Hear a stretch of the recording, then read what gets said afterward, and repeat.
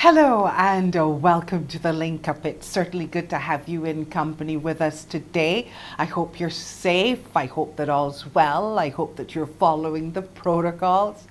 You know, we never really and truthfully thought that we, after getting everything together, or so we imagine, would be seeing a curfew again at 11 p.m. But these things happen and we know what to do. We know the rules and we know how I would hope to follow them.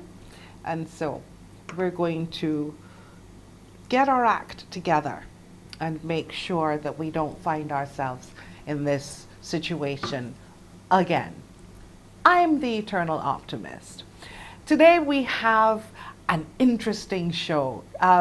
Yes, COVID-19 is top of mind here in Barbados, but it's also top of mind in the United Kingdom. They're soon to reopen without restrictions, even though we understand that they have the Delta variant. And I think our friend Dr. Burgess was saying there's also Delta Plus.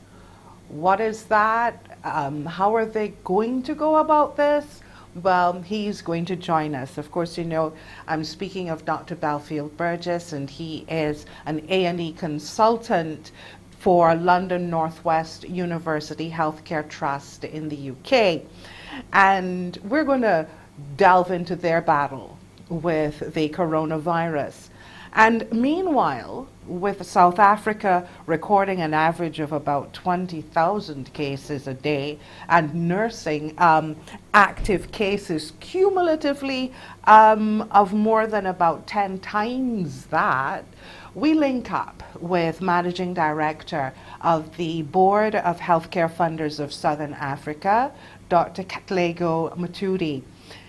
And we will get a first-hand look at Africa's most economically advanced nation, which has also been its worst hit by the virus. And staying in Southern Africa, journalist Pearl McBaney, she is a South African journalist with the Southern African Broadcasting Corporation, and she will be bringing us up to date on the unrest that has been happening there. I'm sure you've been reading about it, you've been seeing it in our news, and Pearl's going to join us and bring us up to speed on that. Just where are they? And I think that they will be celebrating Mandela Day soon. So, you know, he's always associated with peace. So we will find out from Pearl just what's happening there. Hopefully that they're on the wane and that normalcy will be resuming soon. And on Tuesday here on CBC TV 8, you had the opportunity to witness the signing of a collaboration between Global Integrated FinTech Solutions, or GIFTS, and IPayAnywhere, Caribbean Export, the BIDC, and TelNet Nigeria Limited. How will Barbados benefit from this? What are the technological advances that we can look forward to?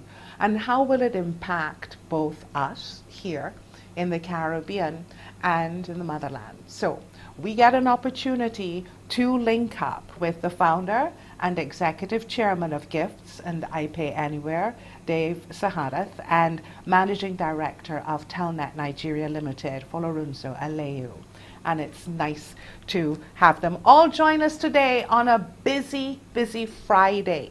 So remember, you can participate as well. You can watch our stream on Facebook and on YouTube, and you can share your comments and questions in real time at CBC Barbados. But first, what's happening with the United Kingdom? How are they going to be opening up? We're going to find out all of that when we join our friend Dr. Belfield Burgess after the break.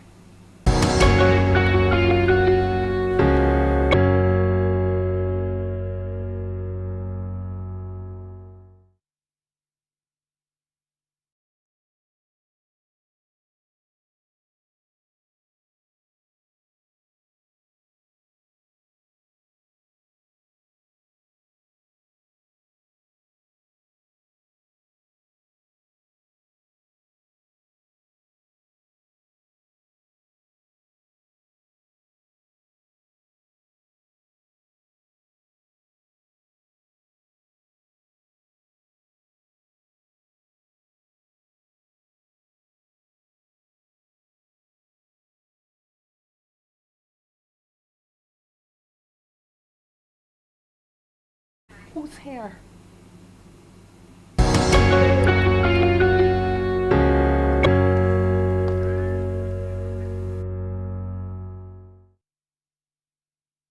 Friday here on the Link Up, and you know, the things that I've discovered during this pandemic is that technology has a mind of its own. And so once we say we are linking up, hopefully we have to depend on technology to send us across the miles, across the seas. And today we have a complete outside link up. So Dr. Burgess is going to be joining us. We've also got Dr. Matuti, and well, we are looking forward to having them join us here as we try to battle ourselves with a virus that I think many people have a handle on, but a lot of people are not doing the things that they're supposed to do. And hence we see an uptick in, the virus here in Barbados, but not only here. We see the uptick of it across the world. Let's go to South Africa and let us chat with the managing director of the Board of Healthcare Funders. He is Dr. Catlego Matuti, and South Africa, we have heard, has had something like 64,000 deaths.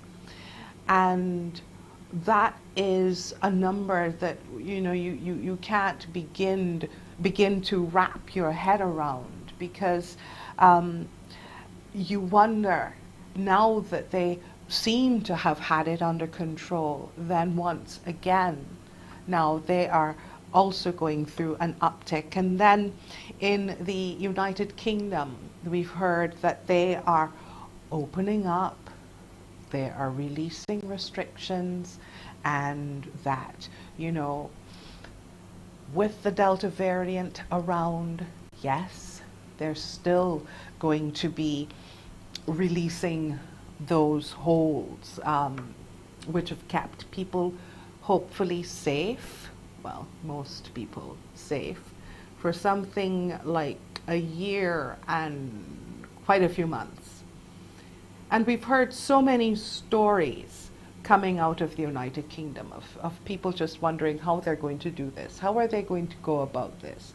And speaking of information coming out about this virus, we've also learned that in Japan, where the Olympics will be taking place, that there are some members of the athletic fraternity who are not going to be taking part in the Olympics. You have, I think, from the world of tennis, some of the tennis players are not going to be taking part, although we did hear that Djokovic will be, and the #1 tennis player in the world. We're, sure that his fans are very happy about that. But there have been some from Australia and some from Russia who will not be taking part. So there are a lot of things happening. In Japan itself, there will be no spectators during the Olympics. And one of the athletes has already said that because of her state of mind and state of her mental health, that she won't be able to participate because of that. So a lot of things are happening, and we're going to take a quick break, and when we come back, we're going to link up with the motherland.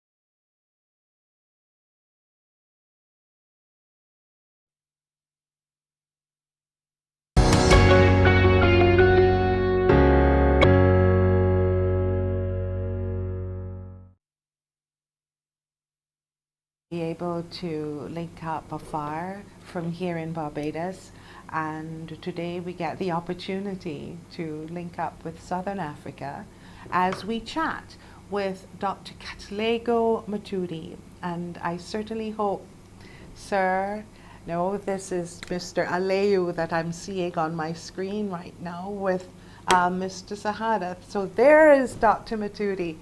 Good morning. How are you? Fine, how are you?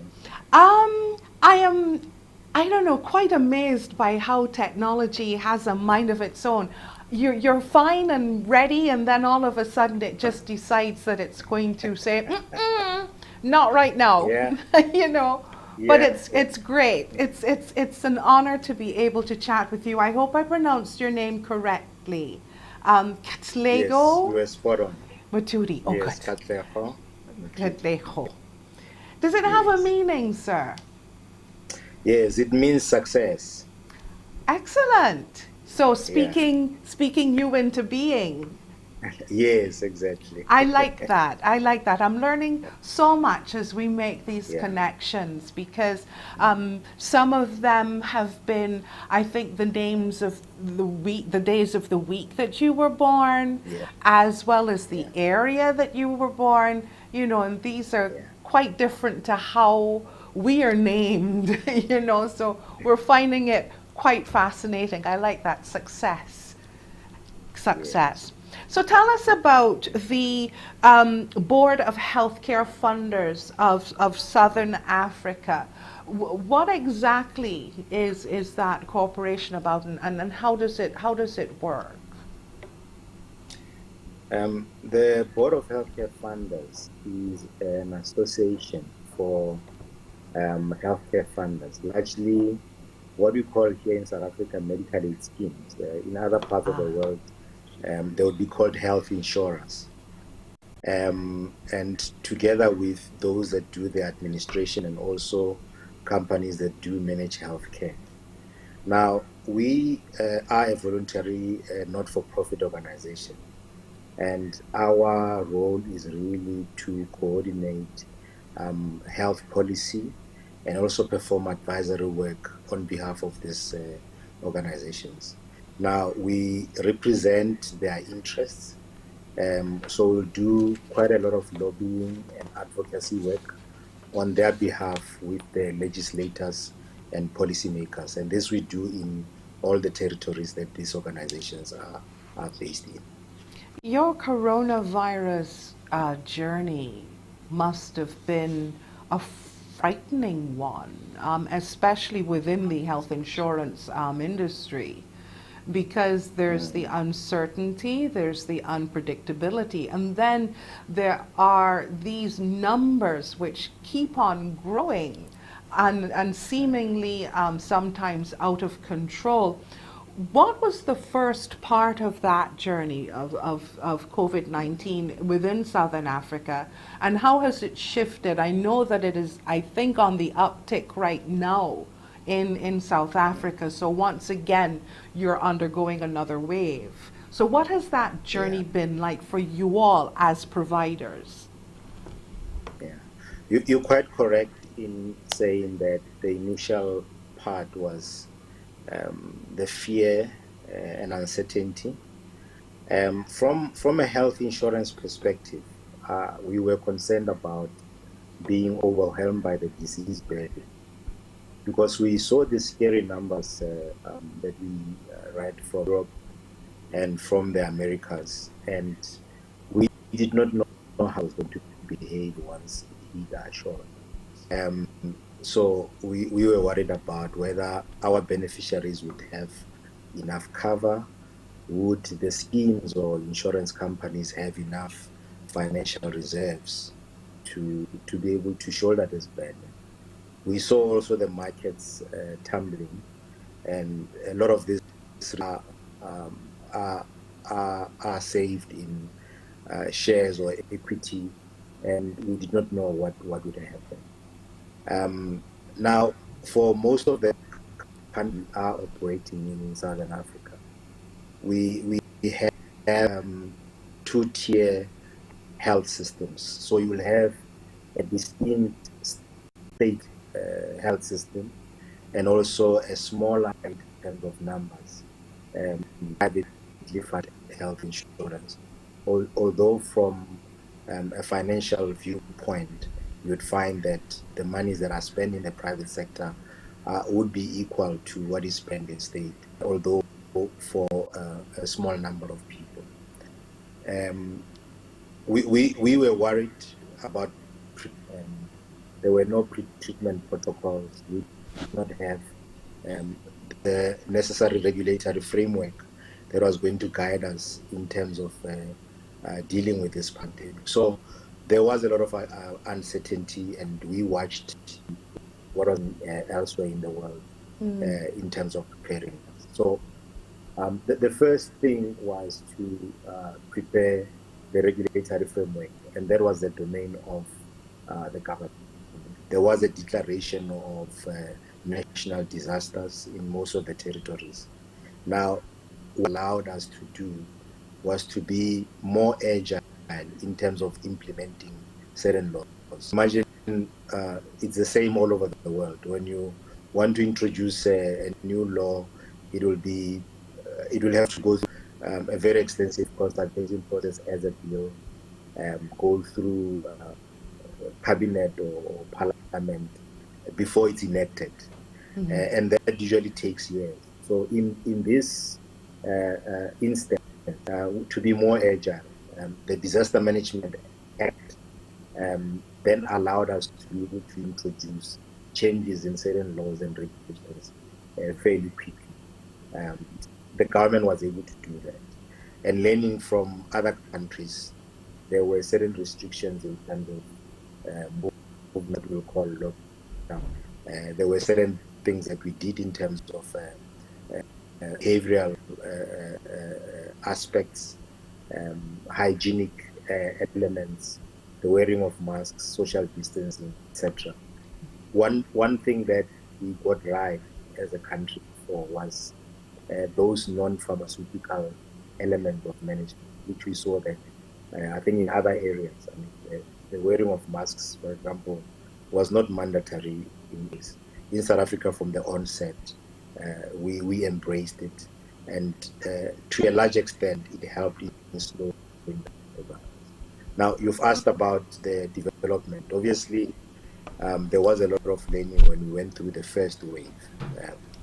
The non-pharmaceutical interventions assisted us in flattening the curve so that we could actually make sure that the system was ready to be able to absorb the numbers that we knew were coming in terms of hospital management and other elements of the healthcare systems that are going to be necessary to handle this pandemic. Yeah. Well, it's interesting what you've said with regards to the mask wearing, because we've seen so many conspiracy theories and people having reasons why they won't wear the mask, but here you have a testimony that it helped. It helped save lives. But here we go now with the other thing that is in question, and that is the vaccines, because people seem to have quite a number of concerns about them. And how is South Africa rolling out the vaccine, and has it been a success?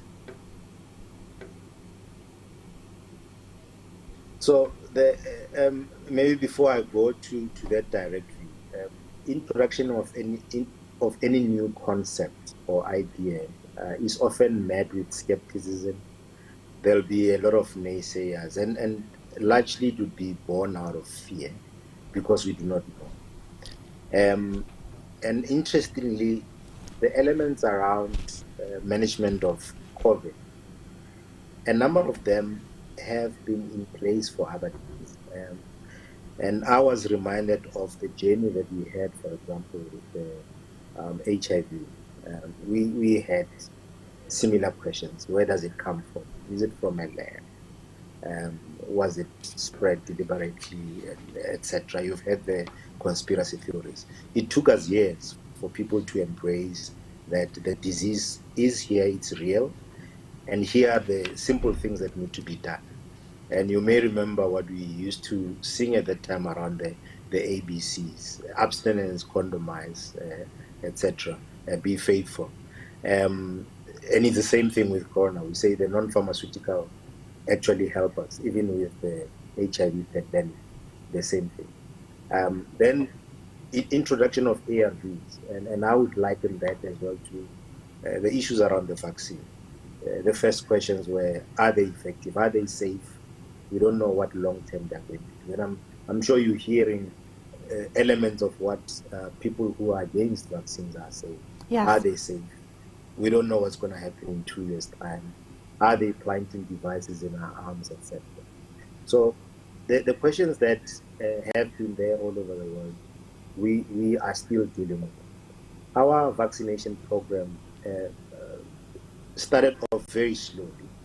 You may have heard that the vaccines that were first introduced within the very first few weeks, there was scientific evidence that pointed towards their not being active against what we now know to be the variant beta. And we had to dispose of those and sell them to other countries. We then had out the vaccine program through collaboration with Johnson & Johnson as part of their trial for commercialization. And that the opportunity to roll out the vaccines for the healthcare workers. So it was slow. It's only now that we're starting to see an acceleration of the program. As of last week, we've only vaccinated, I think, around just under 6% of the targeted population, which is quite low. If you remember that we want to reach at least 67%. Yes. Initially, there was excitement, and the rollout, we had to revise the protocol because initially we were looking at risk classifying and prioritizing those with chronic disease or with comorbidities. And the advisory, the Ministerial Advisory Council at some point advised us that looking at the data, the biggest risk seems to be age-related. Then the protocols were revised to say, we will start with the elderly, the over 60s, and once we have reached the critical mass, we will then look at the lower age groups. We saw excitement and some uptake initially in the over 60s, but we then experienced a slowdown in the registration, and then they opened up the vaccination to the other categories, and then also specific professions.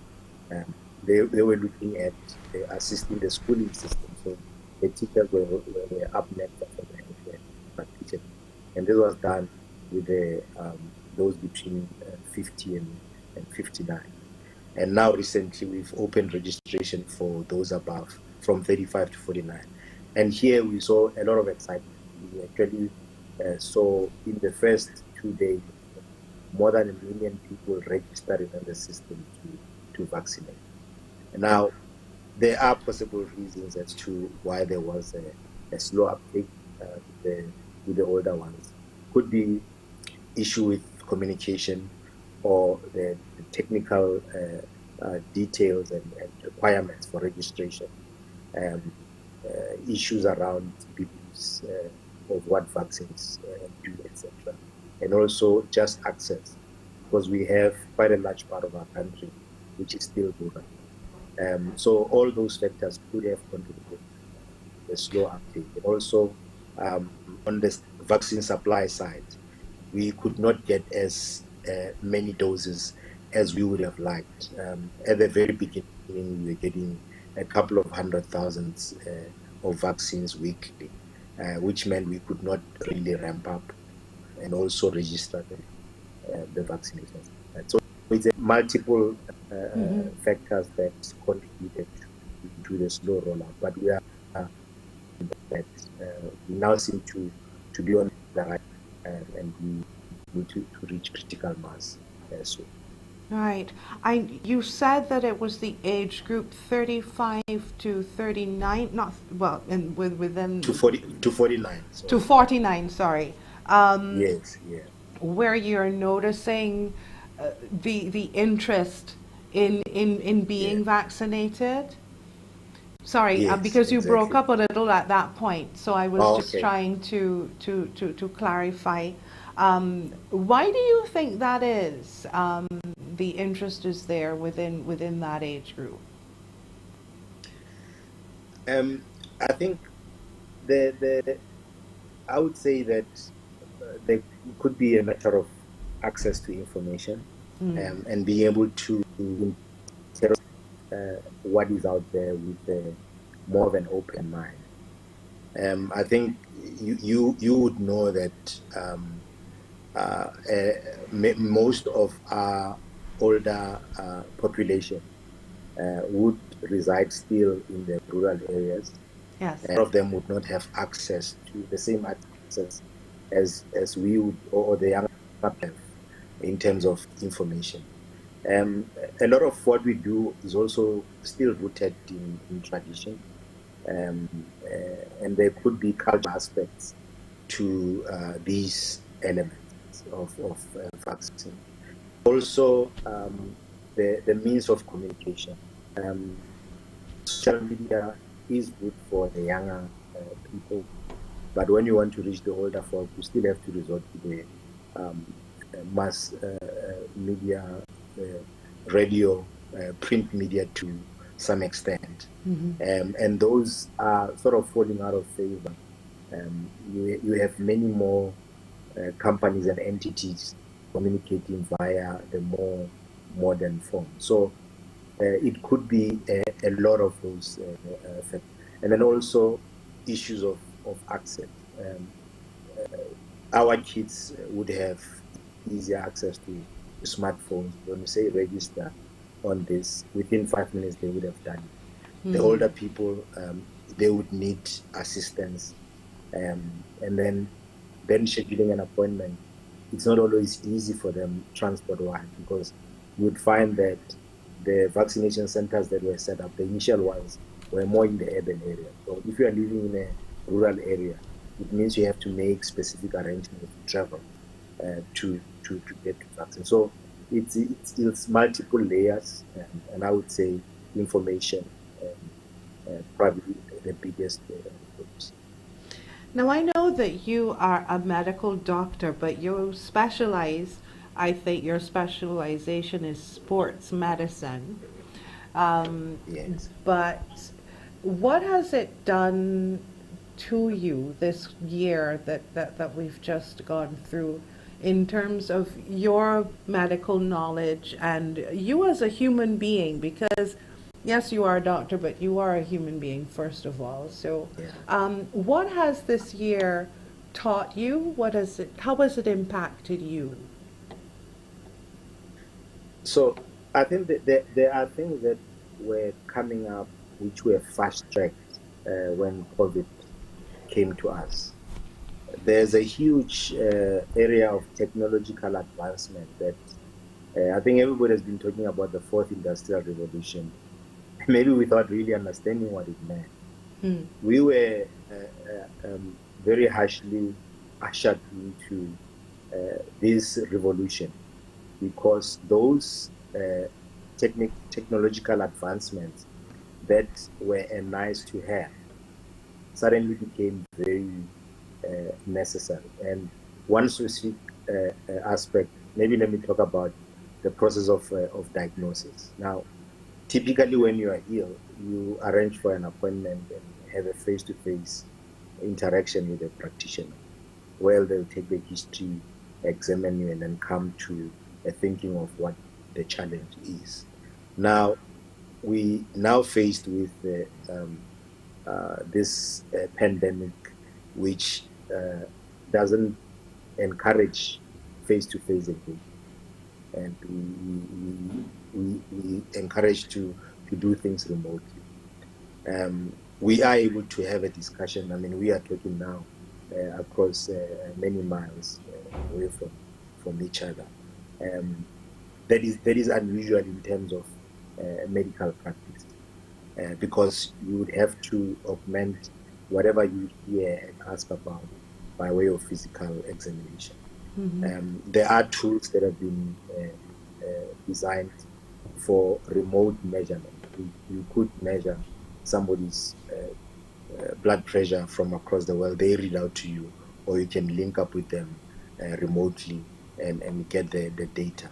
Now, as I say, a lot of these things have been there. We talked about wearable devices at some point, remote monitoring of patients outside the hospital system, but they were more optional. But right now, we were forced with the reality that we have to embrace them, which meant that we did not have the necessary infrastructure to first use them and also assimilate them into our normal practice. We do not have tried and tested, maybe even brands, for example. You end up taking what is available. Over when you have time, you have the luxury of doing due diligence around technology and saying this one is more aligned with how I would want to work. But during a crisis, you end up having uh, to use whatever is there. So the issue of diagnostics became a challenge. We had to embrace telehealth. There were in our country there were certain laws that were not friendly towards telehealth. We had to talk to the policymakers to allow us to start doing this remotely. And then once you've diagnosed patients, you want to make sure that you are able to monitor their progress.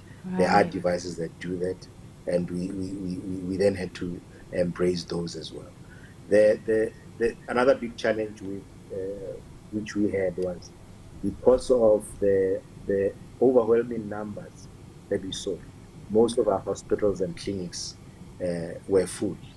So there are people that you could not find a bed for when you wanted to admit them, and you had to then make makeshift arrangements at home and start monitoring that way. So there were many learnings that Yes. we had to quickly embrace out of desperation, to make sure that we are able to not just deal with the pandemic, but also carry on with normal medical management. Exactly. Thank you so much, Dr. Matuti. I am happy that you were able to join us this morning, and I'm happy that our link held up. And I do ask that you please know that we will be contacting you again, because once you become a part of this show, you are part of the show forever. So as long as you know that we will be making Now, contact. welcome. Thank you so Yeah, much, and no, it was please really a continue pleasure. to stay safe and continue to look after the health and welfare of those under your care. All the No, best. thank you very much. All right, thank you. You're Same to you. welcome. So much more to come right here on the Link Up as we link across the world today, Friday. On CBC TV8, we'll be back after the break.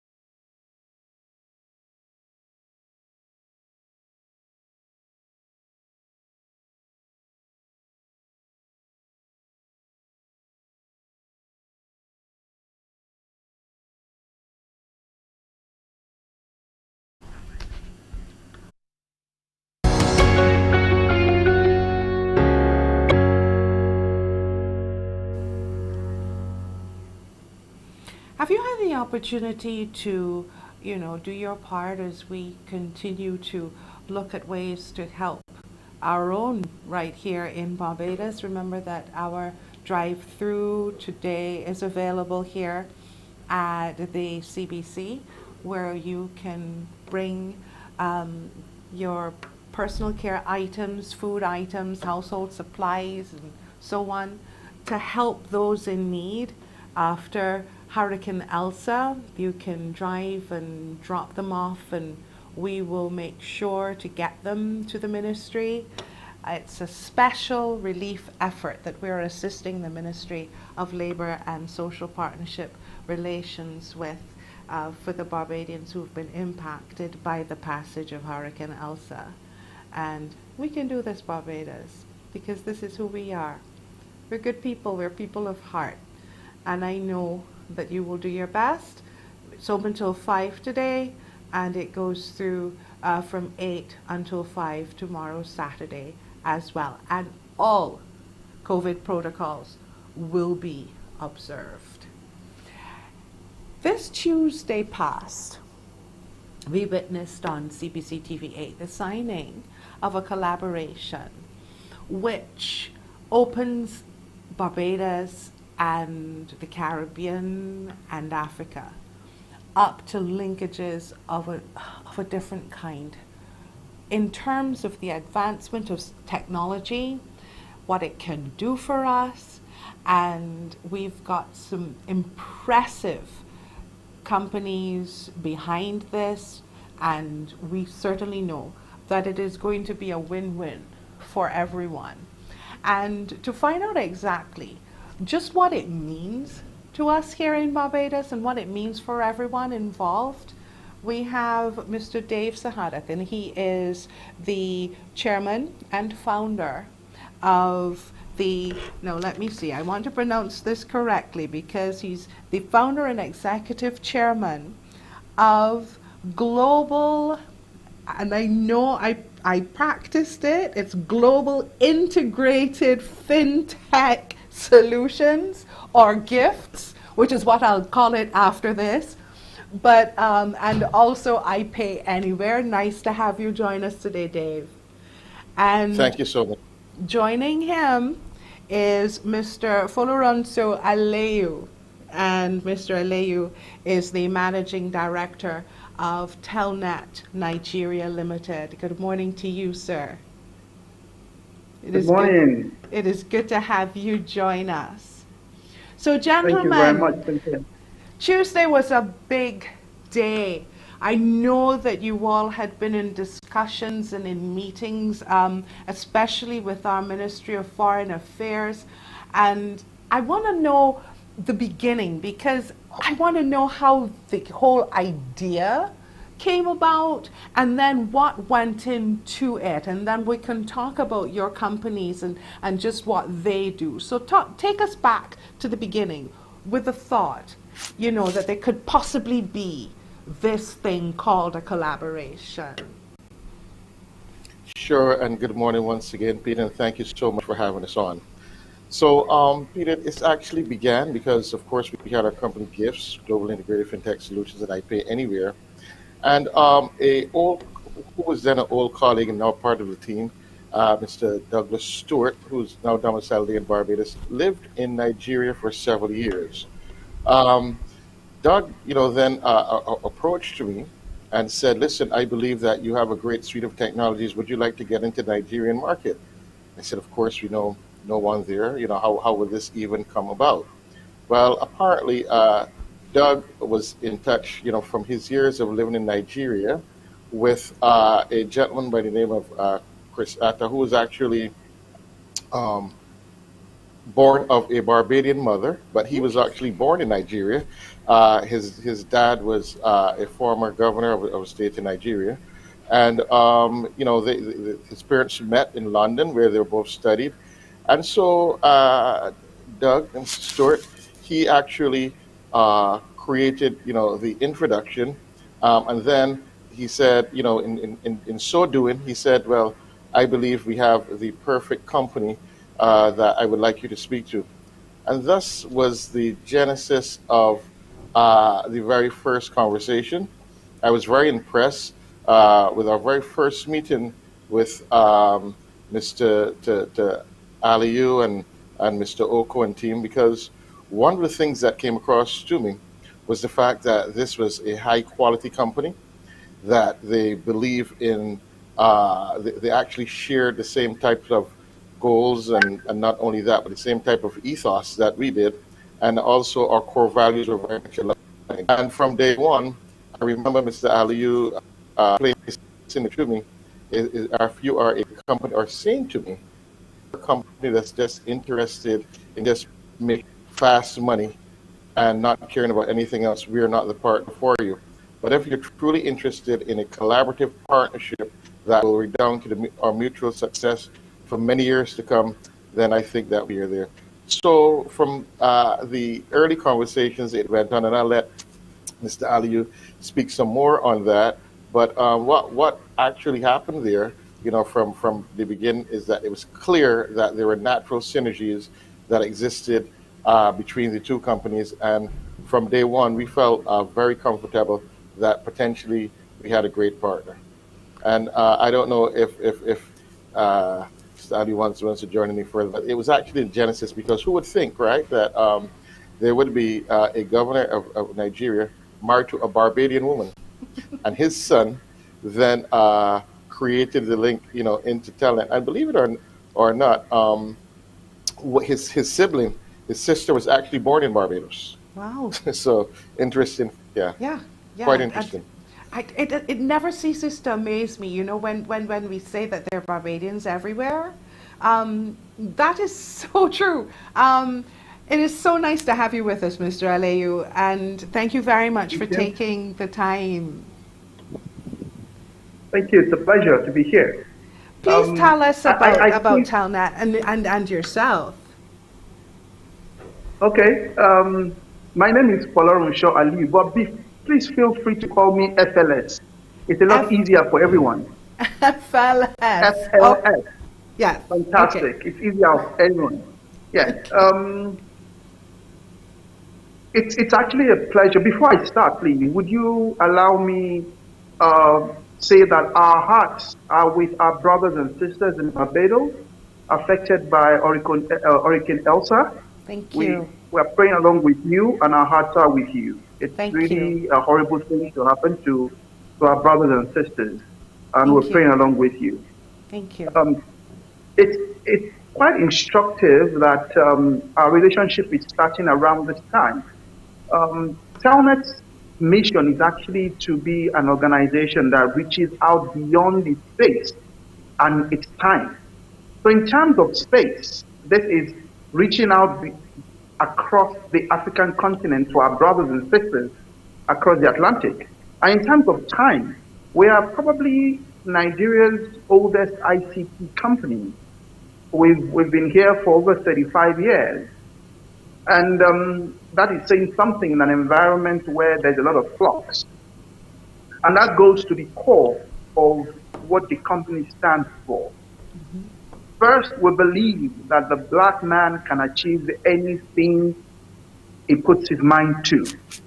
As long as integrity is involved, he has the ability and the capability for innovation, and most importantly, take out greed and serve humanity with what you have. That undergirds everything we do. And our greatest strength lies in understanding of technology, lies in the understanding of our environment. So if you put all this together, it actually just serves us well to work with our brothers and sisters from across the ocean and creating value for all, in the value chain. Like I said, TelNet has been here since 1985. Mm-hmm. And we are proud to say that we've had a footprint in the development of Nigeria in the ICT space. Permit me say this, that in 1985, when TelNet started, we did not have internet access there. We had just about 400,000 lines. I'm talking of telephone lines, serving over 100 million people. So in terms of telephone availability or teledensity, it was abysmally low. And TelNet decided to, a few people came together to form TelNet to say, you know what, we need to bring to bear what we have in our minds or in our heads to solve the problem of our nation. And that's how TelNet started. So we started first by using the lease lines we have to create connectivity. Believe it or not, the connectivity we had for interbank connectivity was less than 512 kilobits. Wow. In fact, sincerely speaking, it was actually 9.6 kilobits. That was abysmal in today's world. But that's how we started. And over time, we've created new solutions to solve problems in our environment. We started the first switch in this part of the world, which has, become the first unicorn. A unicorn is an organization that's able to raise $1 billion, in this part of the world. It started with our company. We have one of the largest fiber connectivity organizations that we spun off. And just of recent, we built what has become the largest mobile money operator in Nigeria, today. And with the advent of this great innovation, it means that as things grow, there are people that would want to affect the system. So for example, as fintech is beginning to grow, you are going to have to look for a way to safeguard that system fraud. You're going to have bad people wanting to do bad things with the money. And that's where this collaboration with Gifts and IPayAnywhere is fantastic. We have a slew of solutions in that area already in what you call the anti-money laundering space. We are actually doing something for one of the largest financial service sector in that space as we speak right now to safeguard people's identity, to safeguard people's funds with the technology. But with IPayAnywhere, we're the portfolio of solutions we have to safeguard this space for everyone. Well, actually, you kind of jumped the gun with me a bit, because that was going to be one of my questions eventually. But right now, I just wanted, for our viewers to find out, the companies that we're dealing with. And so it's interesting for me, the linkages that we have, with Barbadian ancestry and so on, as Dave pointed out. But in terms of the whole idea, though, of Gifts, Dave, and IPayAnywhere, and FLS just brought it in to being in terms of the payment solutions and so on. I want to know, before we had talked about that part, about the advancements and how they would benefit us, and our part, in being that link from here, there, and from there to here. So I don't know if you want to talk about that part.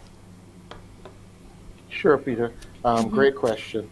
Okay, so as you heard FLS said just now, part of one of the solutions which we will be featuring prominently in Nigeria is our AML KYC solution. Now, as we know that e-commerce is becoming more and more prevalent, COVID has definitely exposed us. So as a result of more and more e-commerce, therein goes the opposite, right? It also means that there has been a rise in things like fraud. Not only that, but as individuals, seek to make purchases, across the globe and the world has certainly become one marketplace. It has helped become the catalyst for fintech. So by so doing, this fintech space is developing, and we see what we're doing in the AML KYC space is actually being able to protect the fintech space and other fintech players. As FLS just said to you, we are working on a major project. Right now we can't really disclose all of the details, but it involves, some big players in Nigeria. This, of course, is just one of the solutions that we have.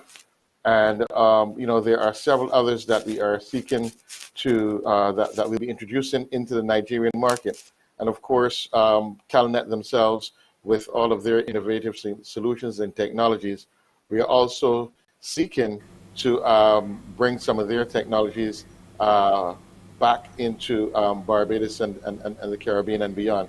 We see ourselves as a net exporter of technology, and the benefit of that for Barbados, because of course, when we speak in terms of exports and foreign exchange, people traditionally thought of the manufacturing sector. I was going to say that, yeah. Yes. Yeah. So what we found by the relationships that we have made in the bonds that we now have with our friends and colleagues in Nigeria, it now allows for us to not to think outside of the box and actually be able to export technologies that benefits everyone, and thus of course just like any other export, it will redound ultimately to foreign exchange back into the country. Mm-hmm. So we are proud to be headquartered in Barbados. As I said, we have offices everywhere, but Barbados, was the start, and that is where the pitch lies. And there are many benefits to crew. Not to mention that there's a saying that you must always be able to help others as you go along.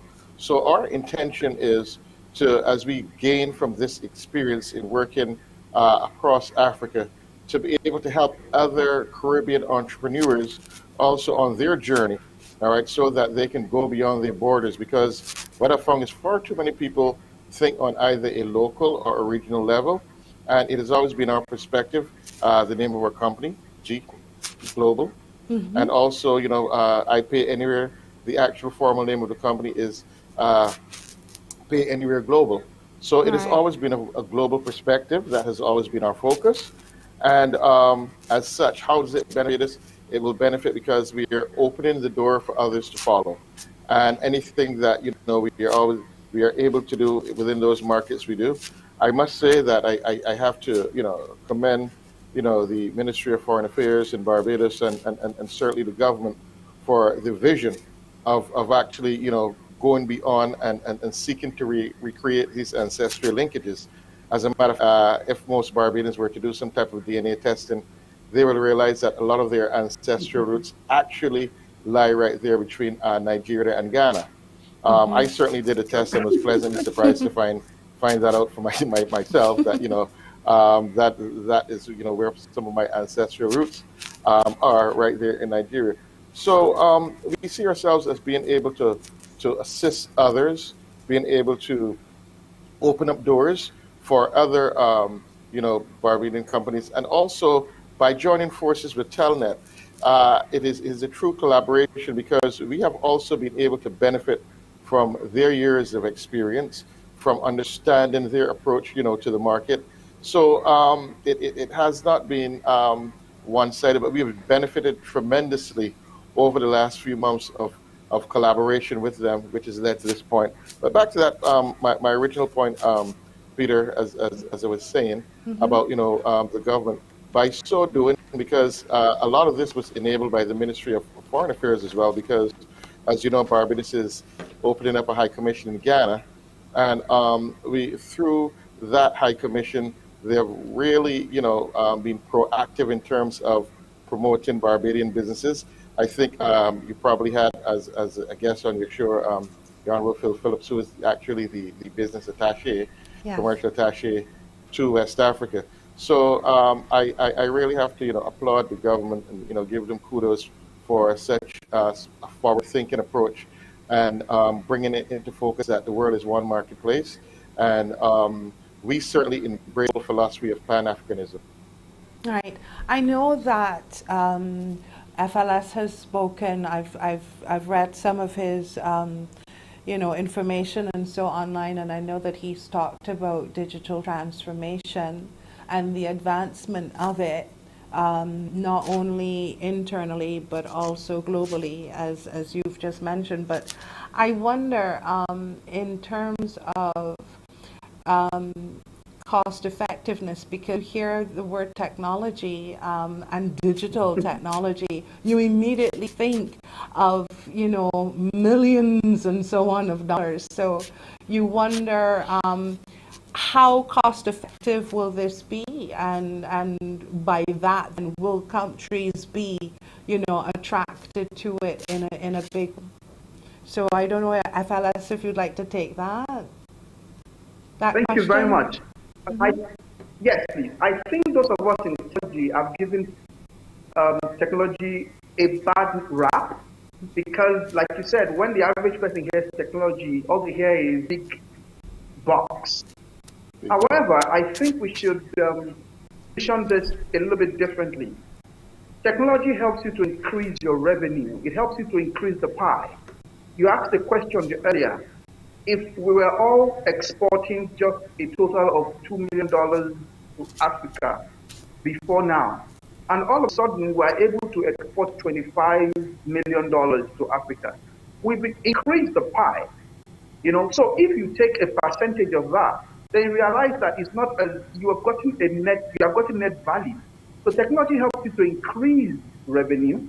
It helps you to also save costs. But more importantly, technology saves you from a lot of pain.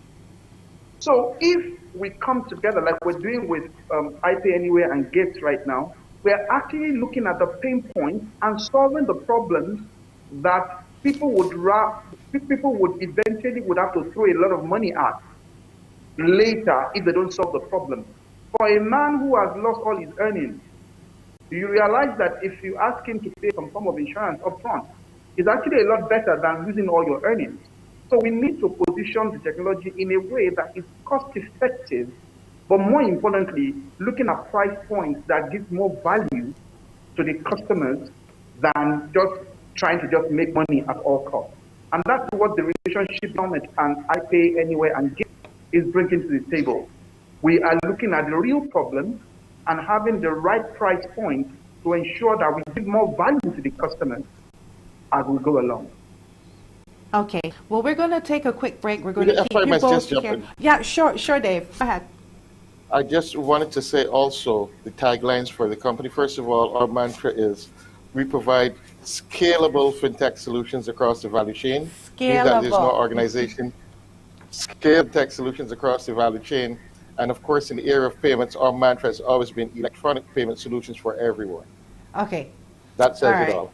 Right. So it's Thank you. across the board. It's not only the big companies and the big corporations, but the little guy as well can be a part of it. Okay, we're going to take a break because we're going to come back because I still have more questions, as I'm sure you know I will have. But we'll be back after the break.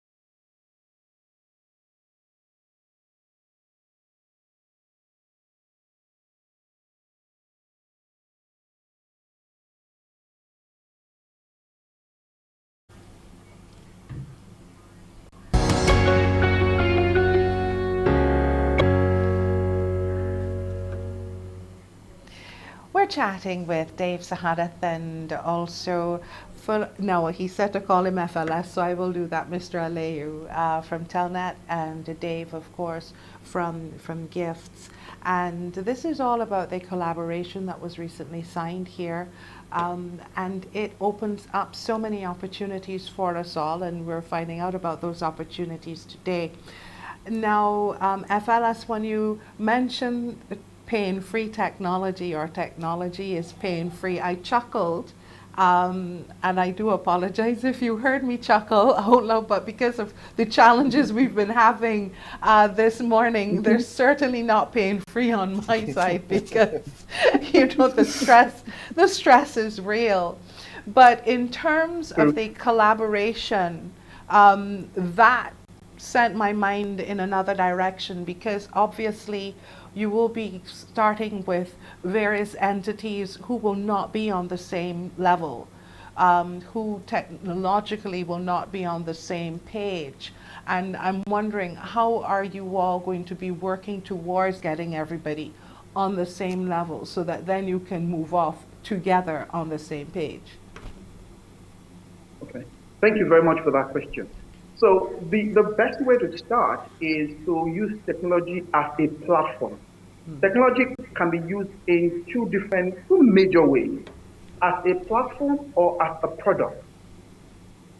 Your phone is actually a product, but the service provider gives you a platform.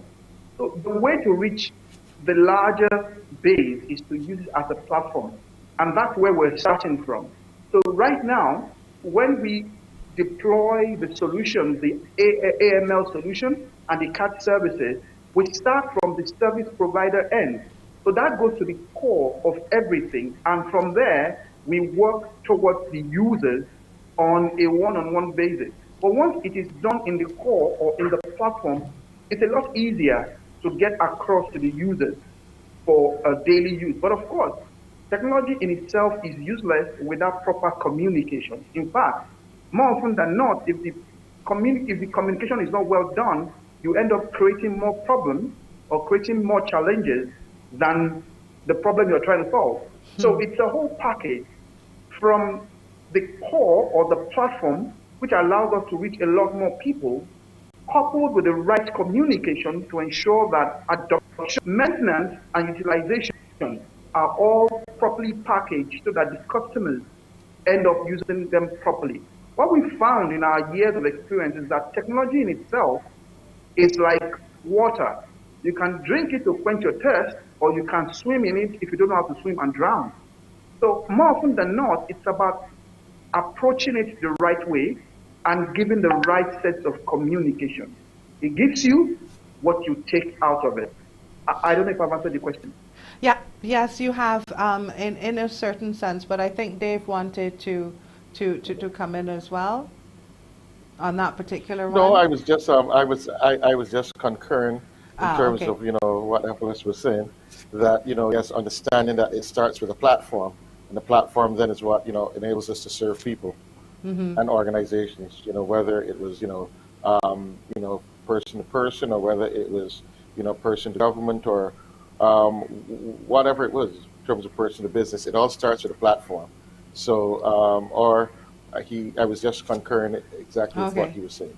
All right. Yeah. But what challenges do you foresee, though, Dave? Because I would assume that there would be,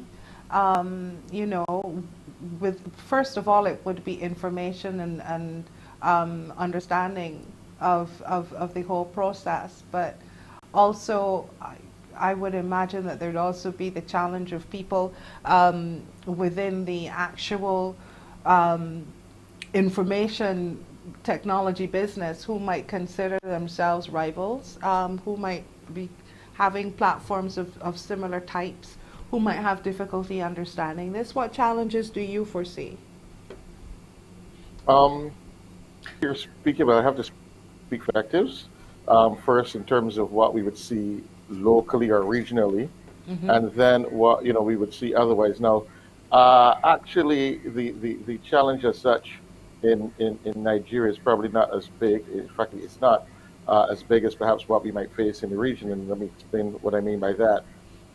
By virtue of having such an established partner in the Nigerian marketplace, such as TelNet, who has positioned their brand for the last almost 36 years, 35 years, and going.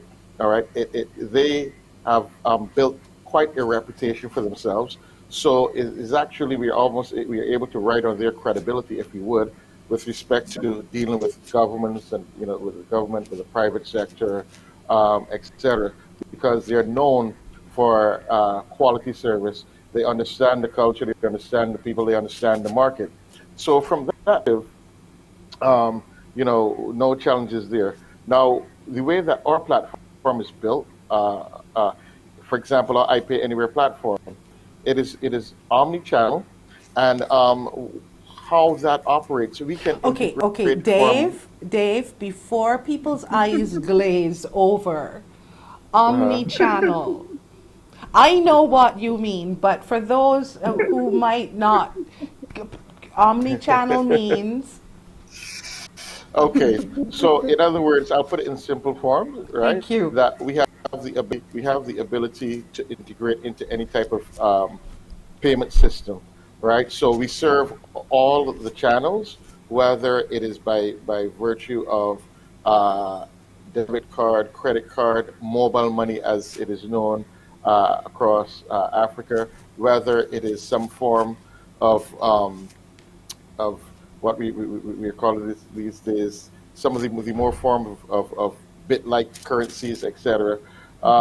We are actually able to integrate into anyone. So we have built the platform in such a way that the consumer actually makes a choice.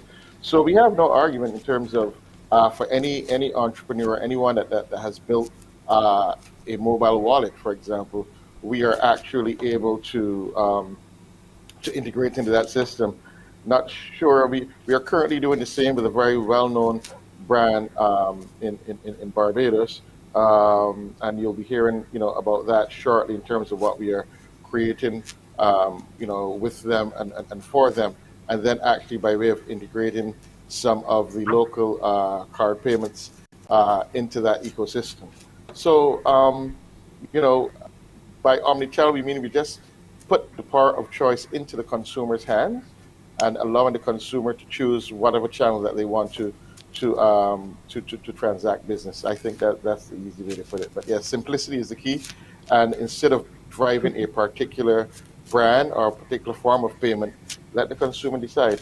And that's what we meant. So we are willing to collaborate with anyone into our ecosystem. Right. And FLS, did you want to respond as well? Yes, I just chuckled when you talked about the omni-channel. That's the thing with us in tech. We speak so much jargon, and it's so easy for us. But thank you for helping us clarify that. It's very important to our audience clearly. Thank you very much, and thanks, Mr. Dave, for clarifying that. On our end, something that does not have a chance once you go into it, else it's not worth it, and that's why we're here. Yes. Some of the challenges we foresee would be time to market, because in the environment in Nigeria today, it's a very big market, and people take decisions at their own time. So what we need to do at this time is to put our nose to the grind and ensure we push as much as possible to get this product to the market ASAP. Like we say in TelNet, every innovation is an innovation of sales. If you have a very best product in the world and nobody is using it, then it is not innovation, it's just sitting on the shelf. So we need to push this as quickly as possible, because once people start to use it, then they begin to get the benefit out of it. So that's one thing we see. The second area we see some bit of challenges, we'll try to take care of that up front, is general environment and adoption. But like I said earlier, communication would help to solve that problem. And we started to work on that. And by the way, this is one of the ways to communicate to people.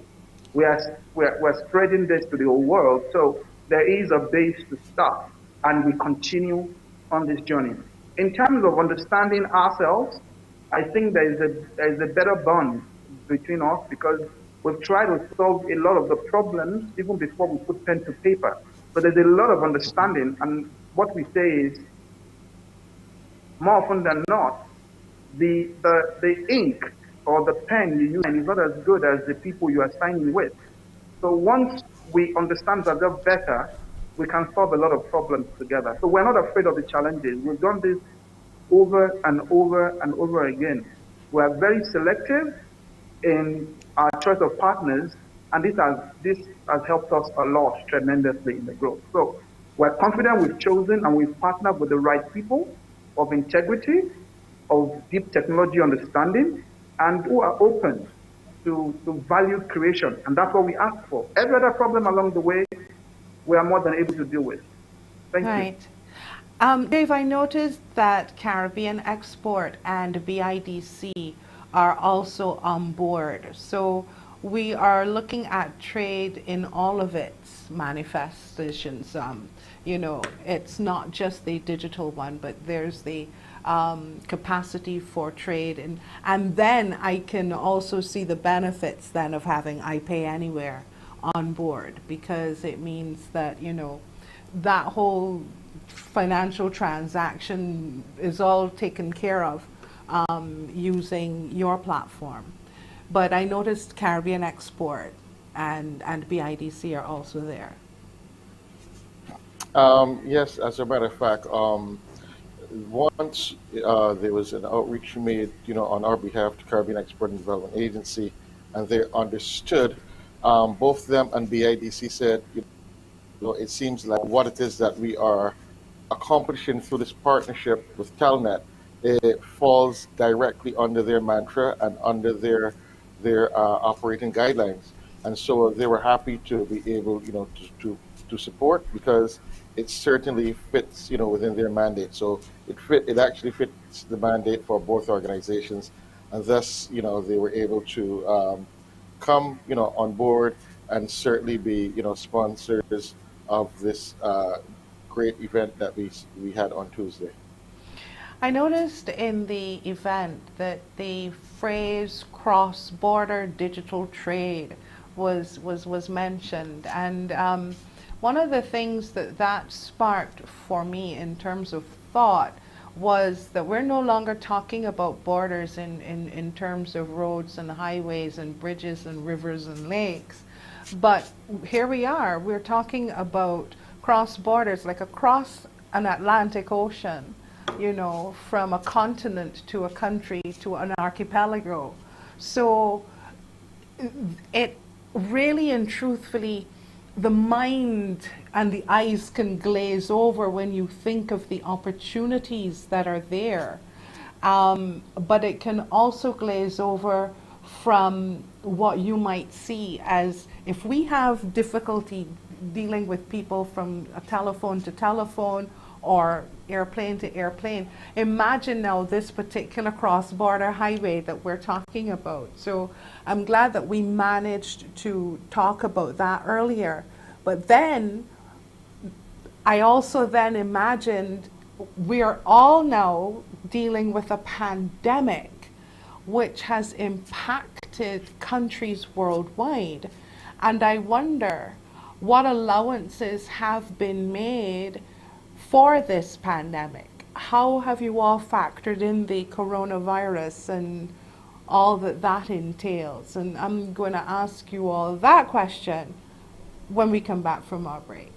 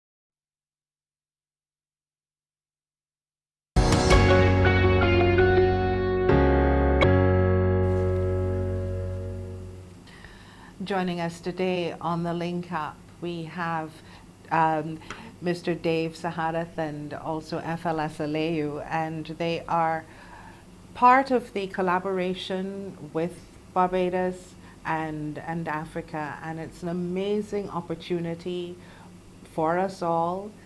It's certainly an opportunity for me today to learn and to actually make contact with, you know, our links globally. And Dave, I'd like to ask you first of all to set the scene on how the coronavirus, COVID-19, impacted your business, and then I'll ask the same question of FLS. But how did coronavirus affect you, impact you, and how did you work around it to continue to do business in a world where everyone for some time was under lockdown? Well, thanks for that question, Peter. And indeed, the coronavirus is a pandemic that we haven't seen the likes of it in over 100 years. However, you know, in great tragedy also comes sometimes great opportunity. Because of the coronavirus, many organizations, you know, across the globe recognize how, if you were, how unprepared they were, and how naked they were, if you would, because it was those companies that failed to adopt the digital solutions were the ones that became most vulnerable. As a result of that, we actually experienced an uptick in terms of interest, in terms of solutions. I'm sure it was the same way, it was probably the same situation in Nigeria, but certainly for us at GIFTS, we ended up having, you know, many inquiries from across, you know, the globe, people in search of solutions, you know, to handle their electronic commerce, etc. So while the virus itself was a tragic of epic proportions, it also resulted in really an uptick in business for us, and you know, so many people reached out because they're desperately in need of digital solutions. I do believe we have a colleague of yours who has been waiting. We've been having some challenges. Here he is. Good morning, sir. I apologize. We've been having some technological challenges, and so we're now able to bring you in. Can you introduce yourself, please, and let us know your thoughts on our discussion so far? Thank you. Can you hear me? I think we are still. Can you hear me? Yes, I can hear you. Oh, good. Welcome. It's so nice to have you. It's just one of those days, Murphy's Law, where we're having some hiccups. But can you introduce yourself to us, please? And have you been listening to our conversation? Yes, I have. My name is Teshola Orishes, and call me Ori for short. Ori. So it's easier to pronounce, yeah. I'm the regional executive for TelNet, overseeing the business in the northern part of Nigeria. Yeah, so yeah, listening to all the discussions, and I think Dave and has actually done a very good job in explaining what the discussion is going to do for as companies, you know, and how it's going to help both nations, you know, get benefits. And just like they have also said, in all of this, we hope that we can, you know, give customers value using the products we've developed, you know, to enhance efficiency and all the other things that come with it. Thank you so much, Ari. And I interrupted FLS because I think that he was going to share with us how you all have been handling the coronavirus and COVID-19. FLS? Yes, thank you. Ori, welcome. Good to see you. Okay. Before the pandemic, TelNet had a business continuity plan, and man had an epidemic plan. And if you work with the oil and gas industry, which we do in Nigeria, it's a requirement for you to be ready. And so most of the things we did in-house were already geared towards being able to attend to epidemics. Unfortunately, what we had was a pandemic, so we had to make our plan to a pandemic plan. And for the over 18 months, actually, I'm actually working from home. Over 18 months now, I've actually been at home. We've been working from home. I'm certain that Ori just went to the office today briefly to do something, but we've all been working from home. Almost everything we do is in the cloud, so it's easy for us to have access to all our tools in the cloud. Our development is going on in the cloud, so we have collaboration with all our developers and all our staff members across the world, working in collaboration and in sync. And what we do is we have regular meetings for catch-ups, and then we visit our customers where possible, have our meetings across the board. So in a way, like the chat said, for every opportunity, for every day, we just need to take a different look. As bad as they are, as long as we're breathing, there is something we can get out of there to make life, to prepare us for the next stage. Our hearts go to everyone that has gone through a horrible time with this tragedy. But I believe strongly that underneath this rubble, there is a shining stone that we can learn from to prepare for anything coming our way, and we'll be better. So.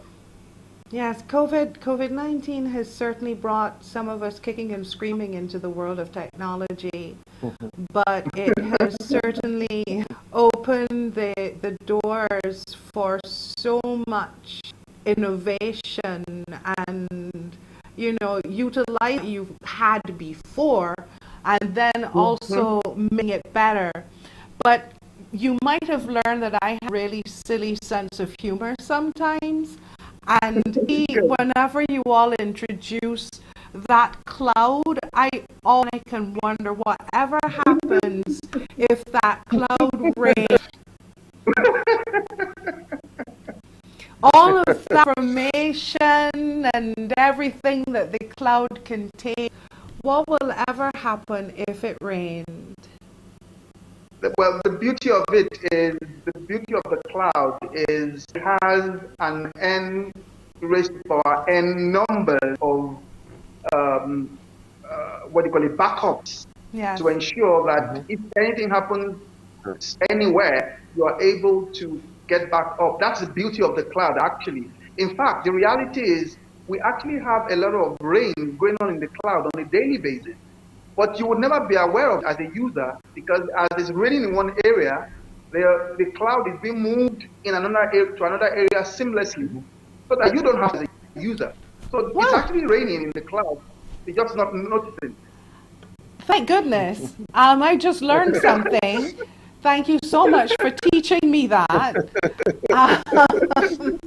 Backups are working. Gentlemen, this has certainly been an honor. It's a pleasure. Chatting with you. I've learned so much. I hope that I have covered some of the concerns or questions that people might have had, and I'm sure that as we move on and as we continue, there will be questions, and I know that we will be able to come to you for the answers. How soon do you expect to see results move forward? I'd like to think that in terms of trade and technology and so on, Barbados time doesn't obtain, but I'm also learning that Barbados time seems to have a cousin, Africa time. So we seem to be on the same platform there. Dave, perhaps you might want to take that one as we have a final 30 seconds. Sure. Well, the good thing about it is that, what we witnessed Tuesday was just actually the signing of the agreement. But I tell you that great thought has gone into this, and TelNet has actually been steadfastly at work with respect to sales team and approaching various customers. As you said, we can't say too much about it right now, but we have a major project that we are collaborating on that hopefully will be adopted there in Nigeria in the near future. So while we're not able to place a definite time stamp on it, I can tell you that we are moving, at a very good, speed. We are being deliberate in terms of all of our actions. And as he's always said, Mr.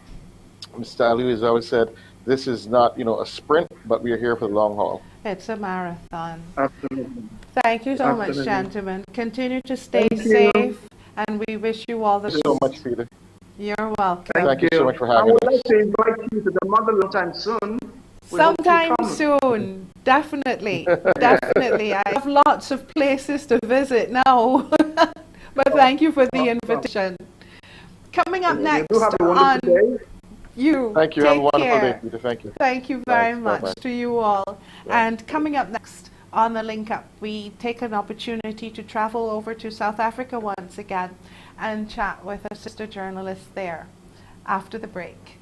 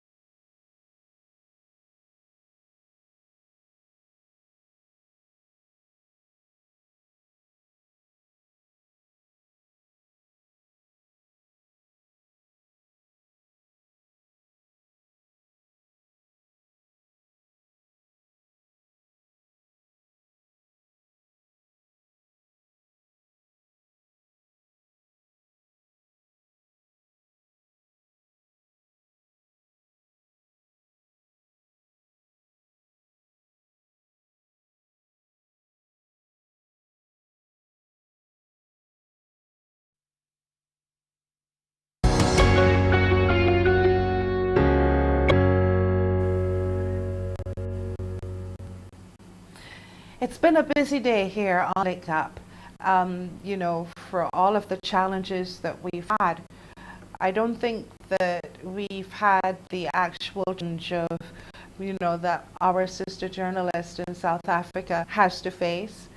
She's Pearl Magubene, and we welcome you to the Link Up, Pearl. It's nice to have you with us and to bring us up to date, your observations and comments about the unrest that we've been hearing about and seeing on television. Perhaps you can share your observations with us. Hi, Peter. Well, the past couple of days have been literally a roller coaster ride. What started off as people protesting in the name of freeing our former President Jacob Zuma turned into chaos and unrest that none of us would have predicted. Okay. We hear, of course, not from you all, but we hear from the international news organizations. So I'm happy to be able to have someone who actually is there to be able to explain it to us, because the news that we hear that it was unrest caused from his imprisonment, but then we also learned that taking part in the protests might also have been people with another agenda. So, we're a little confused. Perhaps you could explain that to us? Yeah, I mean, even our president, Cyril Ramaphosa, is adamant that there are other forces at play here, and that people, literally are at war with the state, which is a very serious concern. He says that, they are ruining or jeopardizing the economy, during these times. I mean, there have been trucks that are carrying cargo, food, fuel, and so on. And all of this is not just about freeing one man, it is bigger than that. You know, they keep saying that they can't divulge a lot of information because it's state security and investigations are ongoing. But, you know, we've seen a massive looting of major retail stores and warehouses, alcohol outlets, furniture shops. We've seen people dying in stampedes, unfortunately, because of all of this.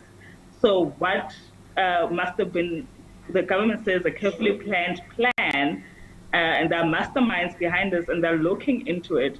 However, we are still waiting for those arrests of those so called masterminds who are behind this, what they say, anarchy and disruption of the state and of a war. They say a war against the state itself. Yes, I noticed that President Ramaphosa was mentioning that it's the worst violence that has been seen since the 1990s. You know, and so we've been following it here, and I think that the recent news has been now that the army has been sent in. There have been some over 20,000 troops or something like that who will be on the ground. Yes, over 20,000 troops have been deployed in two regions, mainly Gauteng and KwaZulu-Natal. So these are two provinces, as what we would refer to as different states. But some people felt it was a little too late because to date, over 117 bodies have been discovered, dead bodies. These are not people that died in the hands of the police. These are people that died during the stampedes, when they were looting the shops. Some of them were killed by neighbors, people that were protecting their property, and they thought that they needed to take out their guns and stand against all this because they were losing money and losing their businesses. So 117 dead bodies. I mean, there was a night where I was working 2 nights ago, and then I received a message to say 10 people had died at a shopping complex, and I thought it was fake news. I was like, no, how can 10 people die in one spot? But unfortunately, you know, when people were doing cleanup operations, there was bodies after bodies that were uncovered. And at that one particular shopping complex, it was 10 bodies. But unfortunately, the numbers kept going up. And till today, our premier of the Gauteng province said at Tembisa Mall, which is east of Johannesburg, 6 bodies were discovered today alone. So yeah, it is bad. Nobody anticipated the numbers, and you know, it is a bit calm in Gauteng. However, KwaZulu-Natal is a different story. There's still sporadic events that continue to happen, and the army is here. They've restored some sort of calm, and without them, I think it could have escalated to have been more bodies. But then some people feel that it's a little too late, you know. KwaZulu-Natal, I think they were saying, still had incidents of people stealing livestock and things of that nature. But in terms of damage, how bad has the damage been? Has there been an assessment as yet? There hasn't been a conclusion of, you know, just preliminary report. In Alexandra, which is like one of the oldest townships in the country, which is one of the most impoverished areas in the country, actually, one mall that was wrecked and destroyed, you know, they say that it goes on to billions, that area alone. There's a radio station directly opposite the mall. They lost stuff worth 5 million rands at the, you know, just that little portion. So they're only estimating there is a lot of people that are employment that were directly employed by those shops, those malls and major retailers that can't go there to work anymore. So, you know, initially some people were saying we're looting because we're hungry. We've got a high unemployment rate in this country, and the youth is unemployed. And they relied on these very same shops that they were looting from for employment, but now they're going to go without jobs. You know, they're still estimating, they're still doing cleanup campaigns in Gauteng right now, but I can tell you that, you know, the economy and the country has suffered a massive blow. Yes, and some of the stories that have been coming out of what's been happening, Soweto. We heard so many stories coming out of there, and that's the home of Nelson Mandela, wasn't it? And his day is coming up soon.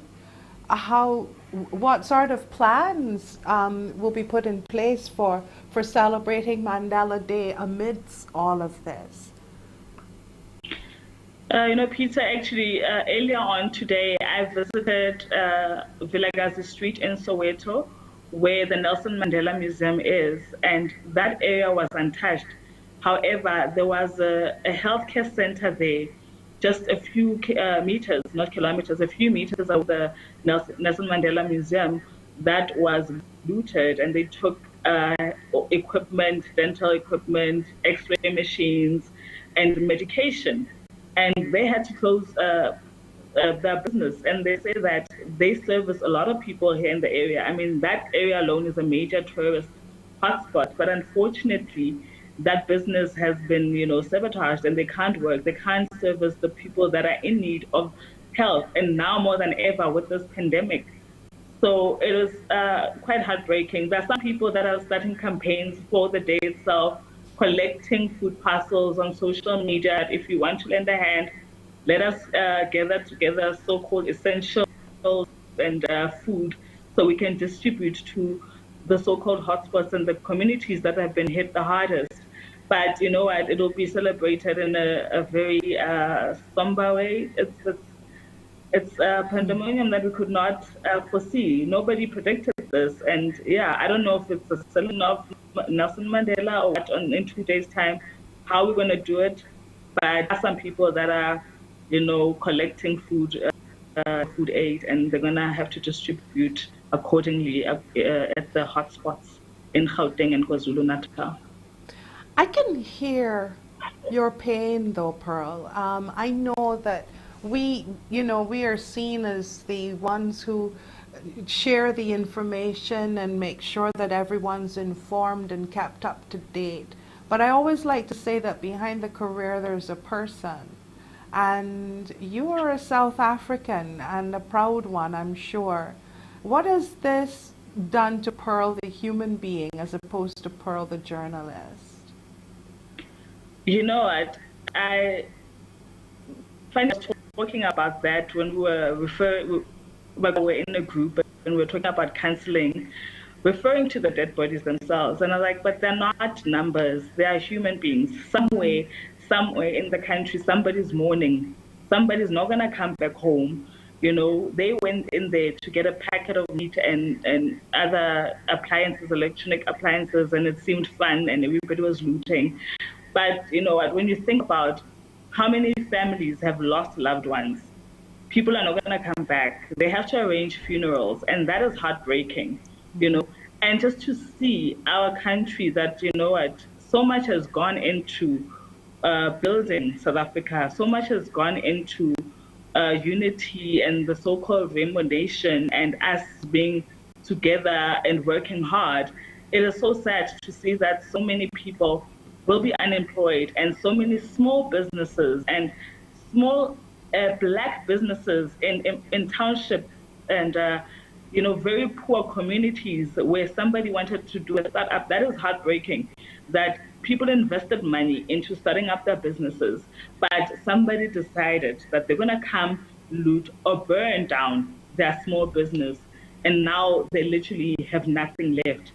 That you cannot be a journalist and not feel the pain. No. I mean, there was a woman that I interviewed who literally was selling vegetables. She had a small store selling vegetables.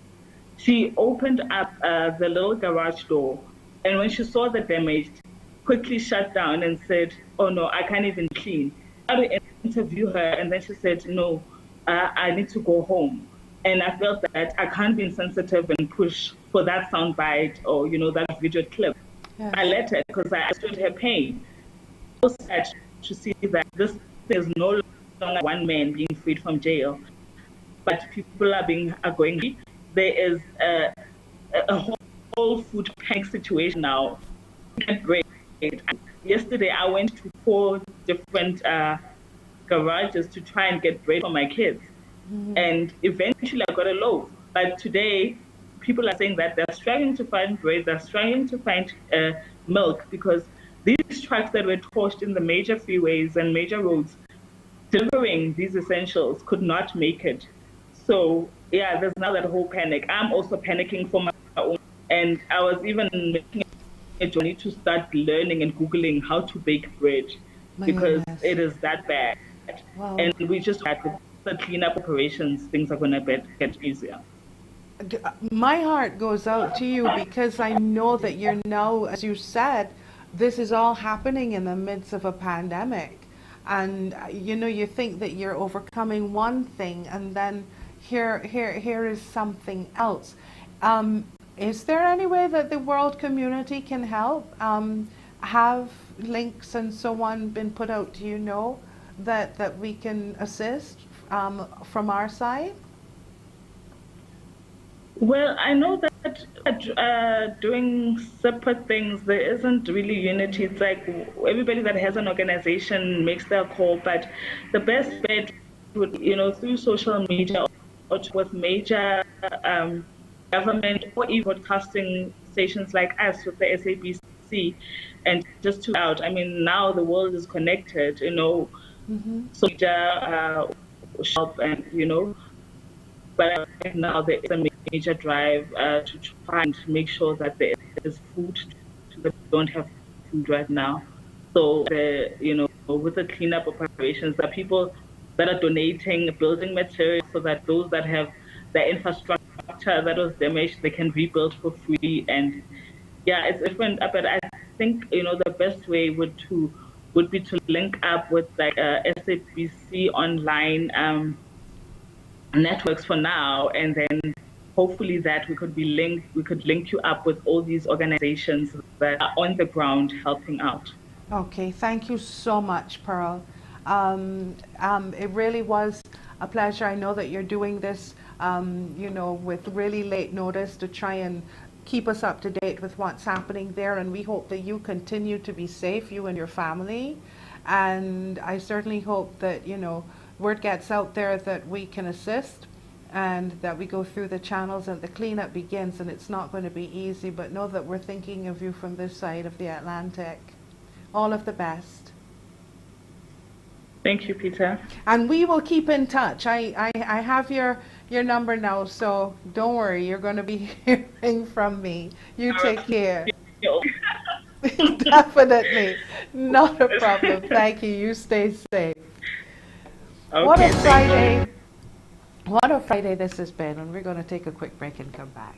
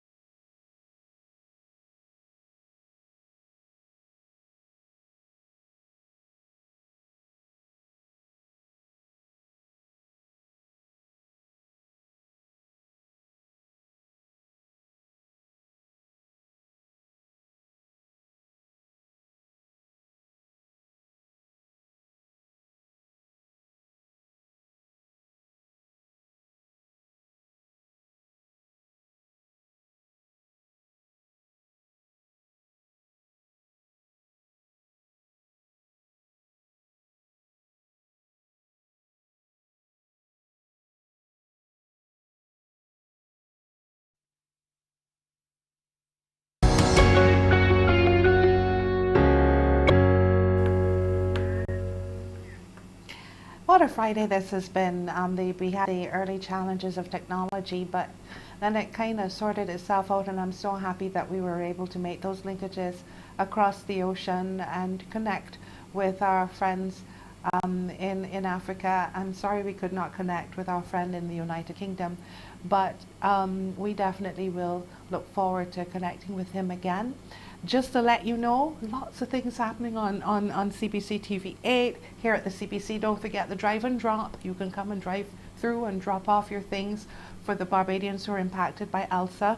But also reminding you that you can watch Festival Stage, the showdown tonight from 9:30 p.m.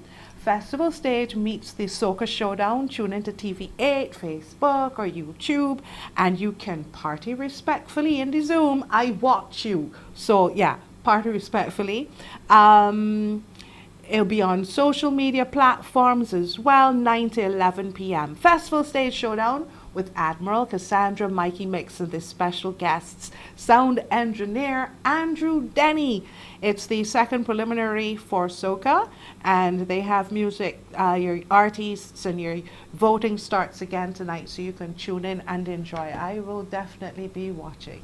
So, looking forward to that tonight on CBC TV 8. 9:03 is the time. Thank you for joining me. Have a really great weekend, a really safe weekend. Follow the protocols and keep safe. Drive and drop. Don't forget, until 5 today, from 8 till 5 tomorrow. Bye-bye, everyone.